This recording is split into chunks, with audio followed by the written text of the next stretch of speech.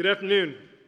Welcome to the Council on Supply Chain Resilience, and I want to begin by thanking you, President Biden, for your leadership on these two issues that matter so much to every American: fixing supply chains and lowering everyday costs. As we prepare for the future in this body, it is important to reflect on how much has changed in a short amount of time.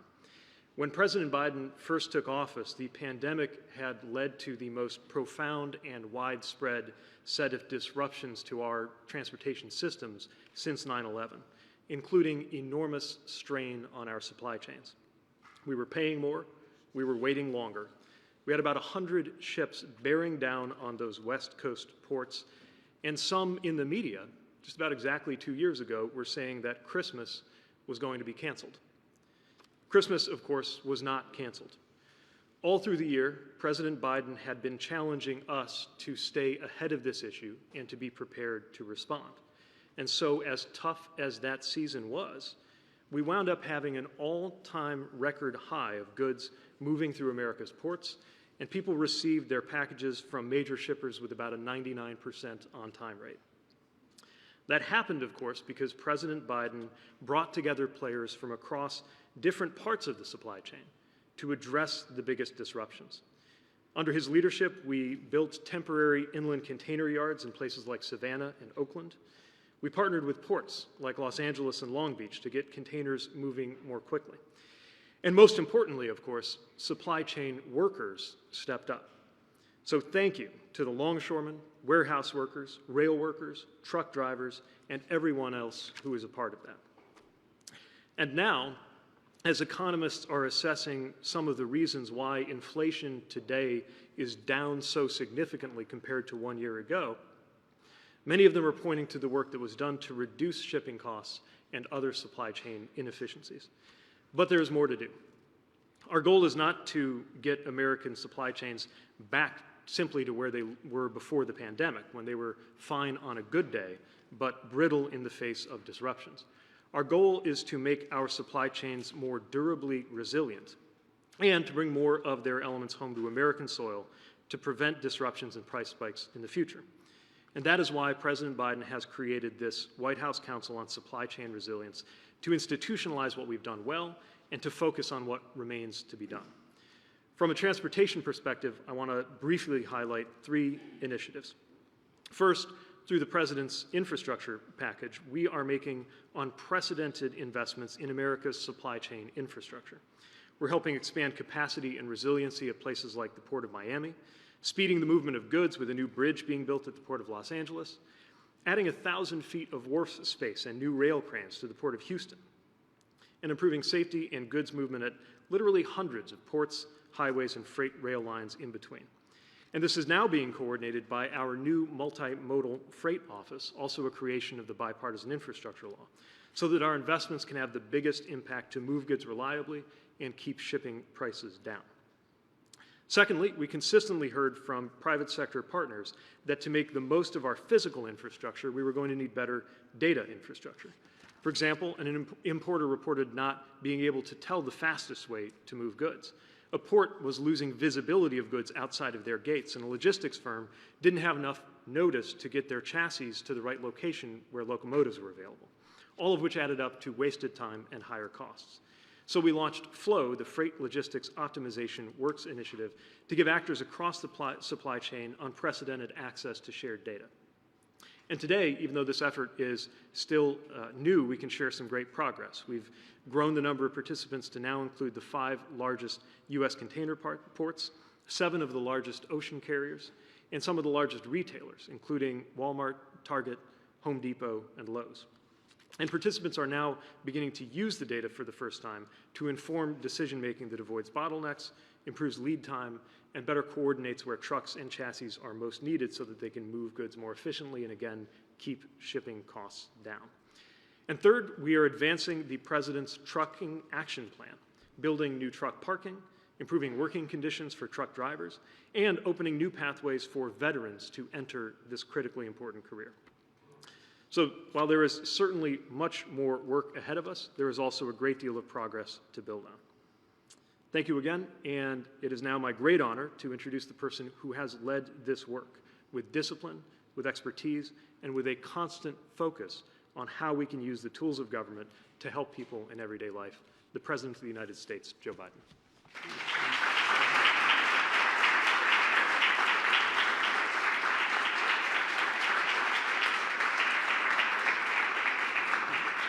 Well, thank you very much, Pete, and it's good to see you all.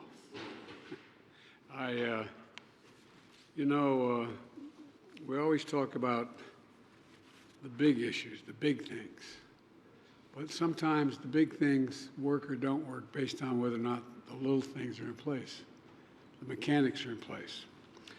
Secretary Buttigieg, thank you for being here today and help us launch this new Council on Supply Chain Resilience. I grew up in a family like many of you where when grocery prices went up, the price of a gallon of gas went up, there was a conversation at the kitchen table.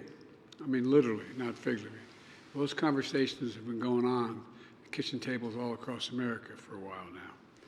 A conversation about whether we'd have enough left over at the end of the month for my dad to be able, he used to say, have a little bit of breathing room. Well, this past week, as Americans gathered around their own kitchen tables for Thanksgiving dinner, that was our goal, to give them a little more breathing room. And together, we made progress. You know, from turkey to air travel to tank of gas, costs went down. They went down. Now, to people making a lot of money, that doesn't matter a whole lot because the costs are relatively small compared to wealthy incomes.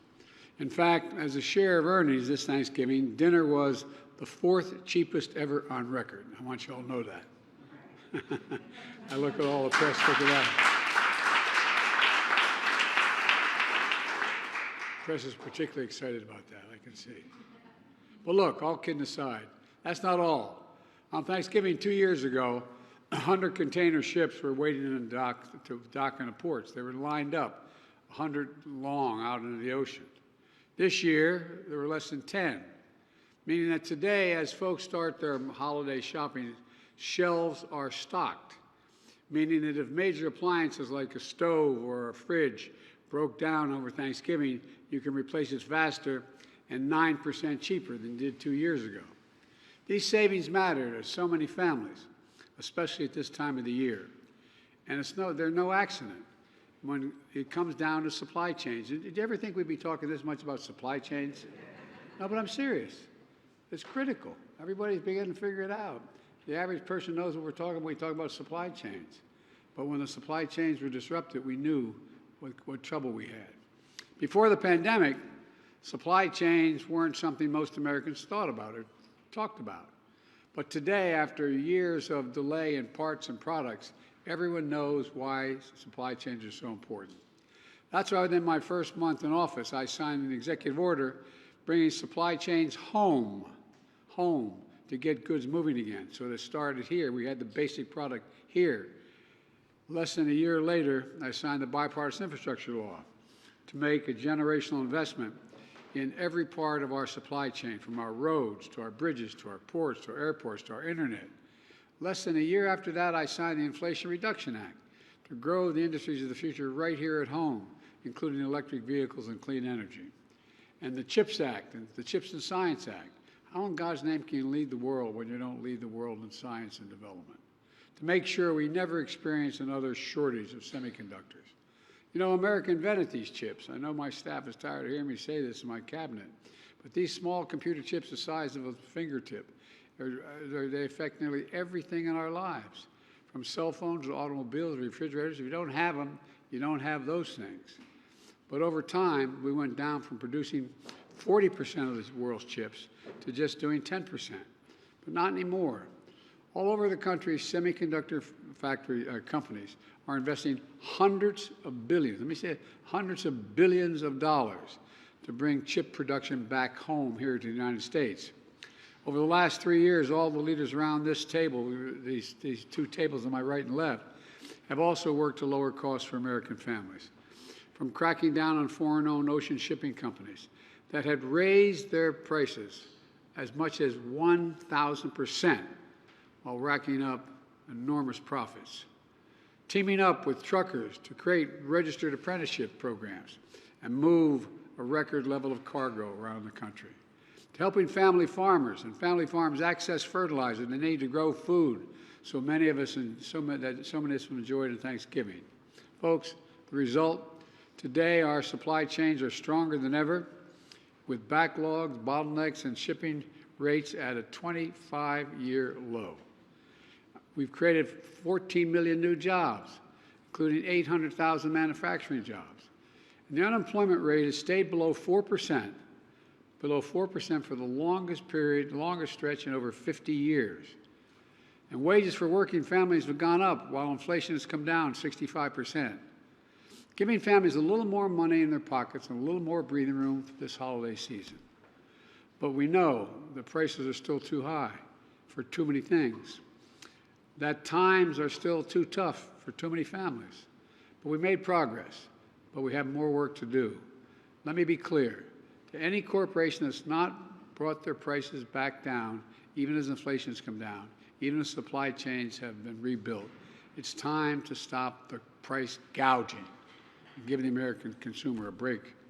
Look, that's why I'm tackling junk fees, these hidden charges that companies sneak into your bill to make you pay more money just because they can, and you have no alternative. Junk fees take real money out of the pockets of average Americans.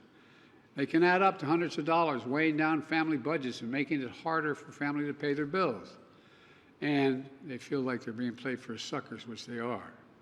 Over the past 2 years, my administration has taken steps to crack down on unfair and deceptive junk fees, from banking, hotels, retail housing, rental housing, cable networks, the internet, concerts, airlines, healthcare. For example, some banks and credit unions were charging as much as $30 for basic services like, want to check my balance, it costs you $30. Retrieving old bank records, it costs you that much money. Looking at the balance on a loan, they charge you that money. And we took action. The action we've taken, all that is now illegal. Illegal. Overdraft fees were also down nearly 50%, which means savings of average $150 for 33 million families across the country. And credit companies have been charging an average of $31 whenever you call and whenever you can't pay your bill on time, whenever you're late. You know, we're taking action to cut these fees as well to no more than $8 penalty. But you know, MAGA Republicans in Congress are pushing back on our efforts to end these junk fees. Folks, these refunds may not matter to the wealthy, but they matter to working folks in homes like the ones a lot of us grew up in. That's what this is all about, the American people. And today we're coming together to ask a simple question. What's next? What can we do? What must we do to keep making progress?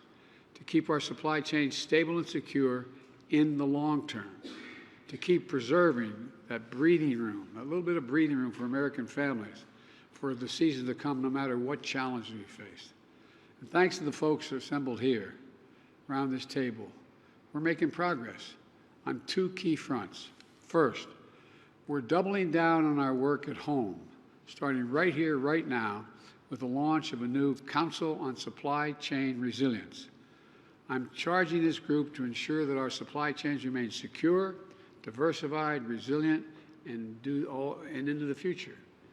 I'm also directing my cabinet to create an early warning system that uses data to spot supply chains risks to our economic security, our national security, our energy security, and our climate security.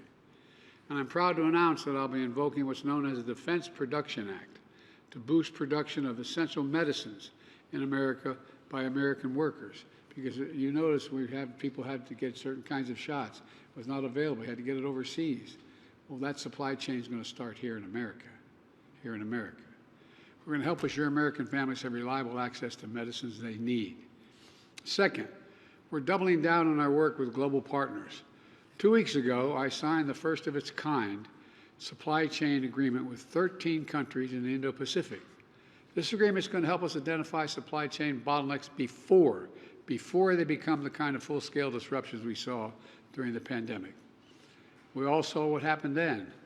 Semiconductor supply chains from Asia and America from Asia to America shut down. If this agreement had been in place back then, we've been able to avoid that. And auto companies could not have had to lay off so many workers because they couldn't get the computer chips to build the vehicles. On top of this, I also signed the first ever presidential memorandum on worker rights globally, a move that's going to address forced labor, promote worker health, worker wages, worker unions, as we build out our supply chains. Because we know our progress depends on our workers, including union workers. They keep our supply chain secure and our economies moving. So we have to do more and empower them here at home and around the world. Fortunately, we've been able to push back on MAGA Republicans so far, but they haven't given up. They haven't given up. They still want to undo this progress we're making. They're proposing cuts in investments in roads, bridges, the internet, and high-speed internet, the very things that provided anyway, they're across the board. And the cuts that could result in loss of jobs and infrastructure and in manufacturing. And they want to go back to the bad old days when corporations looked around the world to find the cheapest labor they could find, to send the jobs overseas, and then import the products back to the United States. Now, we're building the products here and exporting products overseas.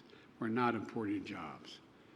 Folks, we're not importing anything other than what we make.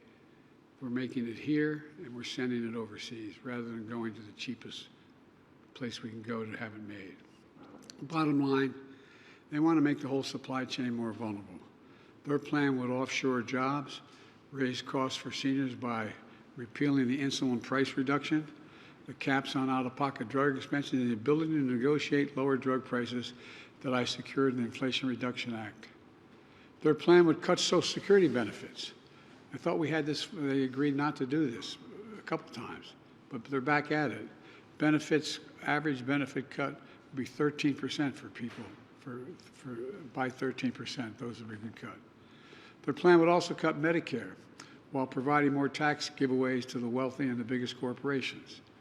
And my predecessors, once again, God love him, called for cuts that could rip away health insurance for tens of millions of Americans in Medicaid. They just don't give up. But guess what? We won't let these things happen. Let me close with this. You know, we faced some pretty tough times in recent years. But in America, there's no surrender. There's no giving up. There's no stopping. America never gives up. I've long said we're the only nation in the world that comes out of every crisis stronger than when we went into it, that crisis.